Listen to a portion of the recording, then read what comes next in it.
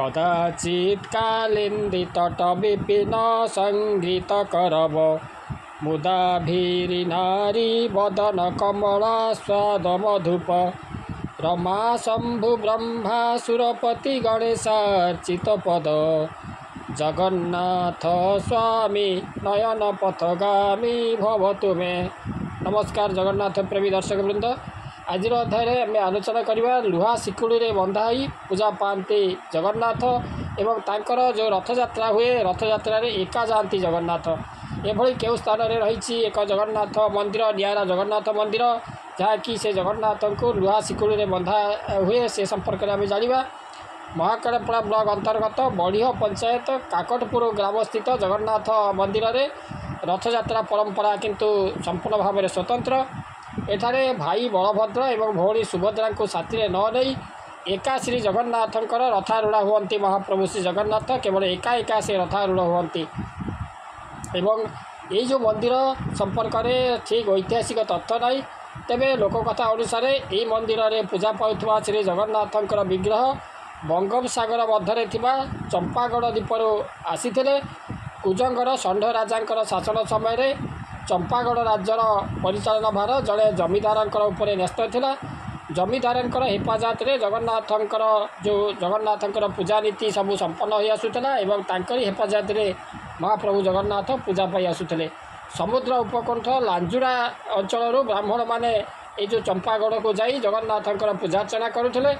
समय क्रमे पूजार्चना व्याघात सृष्टि होता एवं यापर स्वयं जगन्नाथ से जो जगन्नाथ विग्रह चंपागढ़ राज्य परित्याग कर से चली आसी एवं आसवा बाटर लांजुरा ठारे गोपाल माने महिषी पल रखिते एवं अस्थायी पलारे गोपाल माने विश्राम नेउथिले।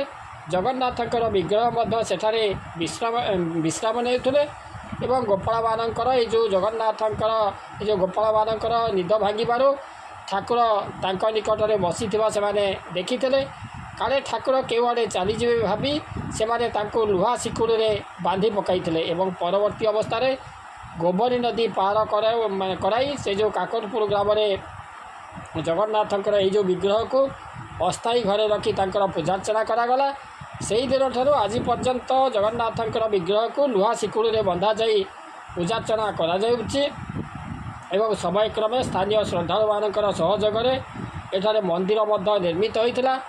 परे श्री श्री बाया बाबा द्वारा गठित सच्चिदानंद ट्रस्ट ये मंदिर परिचालना दायित्व नेबा सह रथयात्रा कार्यक्रम आयोजन करिआसुछि। यही जगन्नाथ मंदिर विशेषत्व होउछि रथयात्रा समय केवल जगन्नाथ विग्रह रथरे विराजमान करी श्रद्धालु को दर्शन देउथला बेले बलभद्र एवं सुभद्रा विग्रह ये सबु समय मंदिर सिंहासन में विराजमान करुथांती। केवल जगन्नाथ एका से रथयात्रा से विराजमान करती एवं तांकर जो बड़ भाई बलभद्र एवं सुभद्रा भौणी सुभद्रा से रथ मंदिर में रोथुवा बेले केवल एका ही जगन्नाथ से रथयात्रा में बसी भक्त मान को दर्शन दियंती एवं तांकर रथयात्रा करती। तेणु यही भाव में आपण मैंने जानिले जे जगन्नाथ को किभली भाव में शिकुड़ी बंधा होइछि एवं से जगन्नाथ महाप्रभु केवल एका एका तांकर रथयात्रा में बसी से रथयात्रा करती। आशा करे जो आलोचना आपण मानक भल लगी आज रोचे ओं कदाचित् कालिन्दितट विपिन संगीत करब मुदाभिरी नारी वदन कमला स्वाद मधुप रमा शंभु ब्रह्मा सुरपति गणेशार्चित पद जगन्नाथ स्वामी नयन पथगामी भव तुमे।